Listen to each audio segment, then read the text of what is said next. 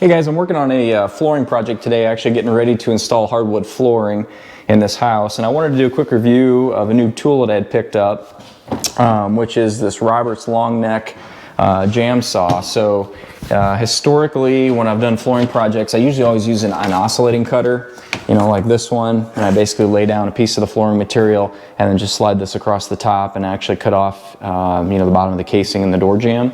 But I've got several doors to do in this house, and I decided to go ahead and pick one of these saws up, and actually more importantly, which I'll show you here in a minute, I actually have to undercut the stone on the bottom of the fireplace to get the floor underneath, and this thing isn't going to do that, obviously. So I'm just going to demonstrate here. I've made a couple of cuts with this already, and so far I've been pretty impressed with it.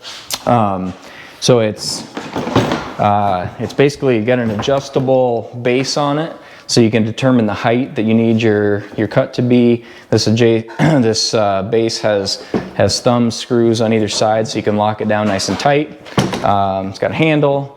It's got like a depth gauge adjustment on here, so you can determine how far into the wall you want to make a cut. And I've got mine set at just over 3/4 of an inch, so I can get through the jam material.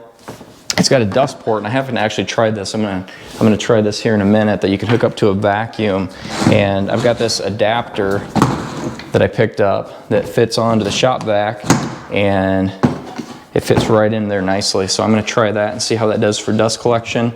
And then I also picked up so this comes obviously with a regular carbide blade.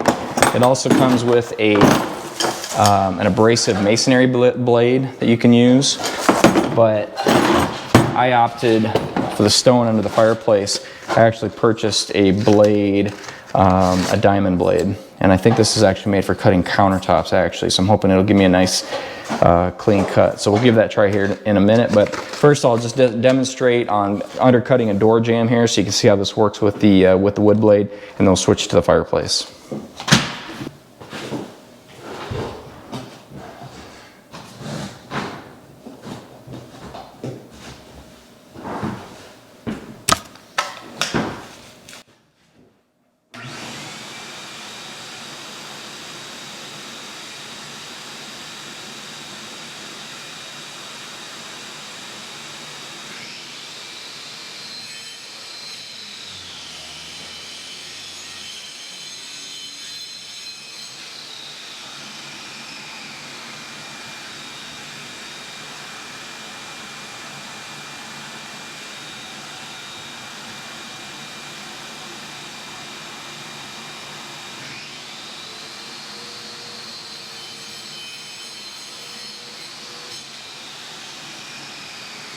All right, so you can see that made a nice clean cut under that jamb. I need to go around the backside here and cut that casing off, but you get the general idea. Now when I install my flooring under there, we're gonna slip right underneath that jamb and be able to have a nice looking transition. So that works well. And I think I'm gonna adjust it a little bit. That's a little bit, actually got a little bit deeper than I want it to be, so I need to make an adjustment on the depth setting there. But now the real test is we're going to move over to that fireplace and see how it does in the fireplace stone. Picked up a diamond blade, and this is actually I think made for cutting like countertops, quartz, and granite and things. So I'm hoping it'll give me a fairly smooth finish. We're gonna see how this goes. I haven't tried this yet, but I thought I'd turn the camera on so you guys can see. Like I said, I'm sure I'm not the only one who's run into this obstacle before. So I'm gonna go ahead and get glasses and a face mask on, turn the saw, and we're gonna do some cutting and see what happens.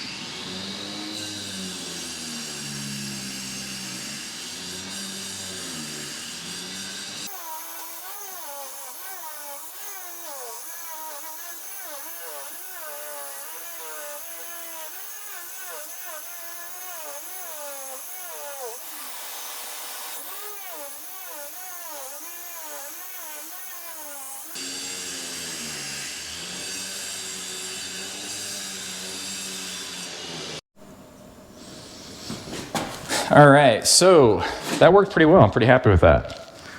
I don't know how I would have done that without the saw. I'll try to give you a little, well, here, I'll bring you down this way, but you can see that it made a nice clean cut under there. Worked out really well. I don't know how well the abrasive blade would have worked that came with the saw, but I think spending, you know, 15 bucks or something on the diamond blade was the right thing to do. Now when we install the floor, we're gonna slide right under there and we'll have a nice finished edge. So worked out great. All right guys, so the flooring project is complete and I just wanted to kind of wrap up my final opinions on the Roberts Jamb saw. So I will definitely say that when it comes to undercutting the stone around the fireplace, it did an excellent job. I really don't know what other tool I could have used to get the result that I did there. As you can see, it turned out great. Nice finished product. One area that I wasn't thrilled with the results that I got is when I was undercutting, not so much door jambs. Door jambs were fine because, you know, a door jamb is fairly narrow. You only have, what, 4.5 inches or so, 4 inches that you're having to cut. When I tried to cut some areas where I had wider areas, so this is probably 10 inches or so, and as you can see, I think you can see that on the camera, if I get it right down to the floor, you can see that I ended up with an uneven cut here, and I've got this similar result in a couple places, and this is kind of a build out that goes underneath like a breakfast nook area basically. So that did not turn out as even as I would like, and I think the reason for that, I'll try to explain, I'll show you here in a minute the way that the saw, the way that the base works and why I ended up with this result. All right, I'm gonna bring you outside so we've got some good light here. So I will say that it comes in a nice, carry case. For a tool that doesn't get used real often, it's nice to have a case. Came with the carbide, the regular carbide wood blade is on it.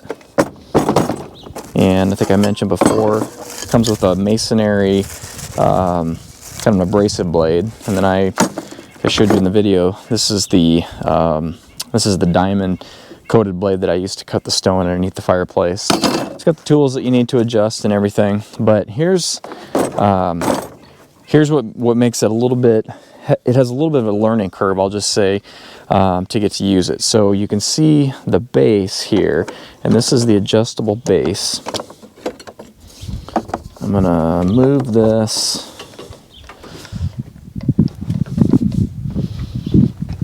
over here, and I'm sure my dogs are going to come help.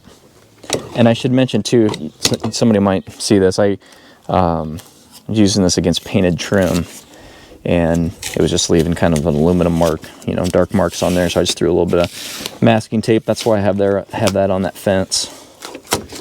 Not necessary to have on there anymore, but anyway, so the base here adjusts up and down, and this is how you, yeah, here comes my dogs. This is how you get the, I'm going to set the tripod down here so I can demonstrate this. So the base adjusts up and down, so that's how you determine how deep of a cut you get.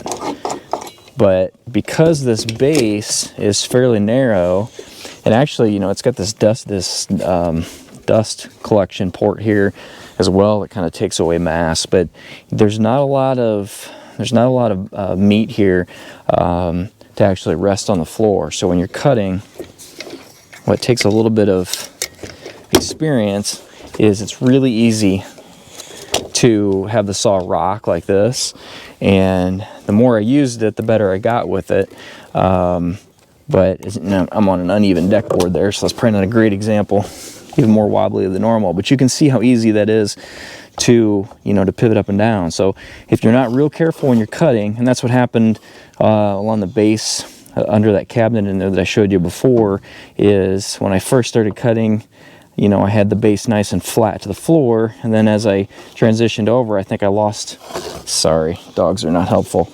As I transitioned over, the angle changed just a little bit, and that's how I ended up with that uneven cut. So, I would say that it's not necessarily a flaw of the saw. I think it's, it was it's one of those things that with some tools you just have to use them a little bit to kind of get used to them and figure out the nuances, and I think that's the case with this one. So it works great. Again, for the stone, I really don't know how else I could have done it. Excellent tool for that. Worked fabulous. For cutting door jambs, it works well. For the wider, for the wider areas is the only place that I really had a problem.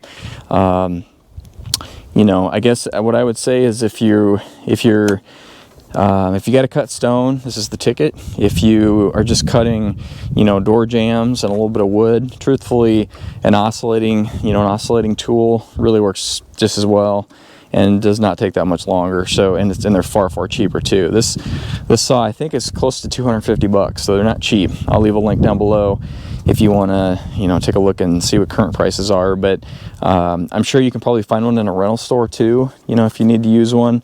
I decided just to go ahead and buy it because I'm constantly working on things, and I'm sure I'll find a use again for it, to use it again in the future. But it's a good saw. It takes a little bit of getting used to, proper technique to make it work out well. But depending on your application, I'd say it's definitely it's a great tool. So hey, hopefully you guys found that video helpful. Yeah, if you wouldn't mind, do me a favor, hit the like button, subscribe to my channel if you haven't already, and we'll see you on the next video. Thanks.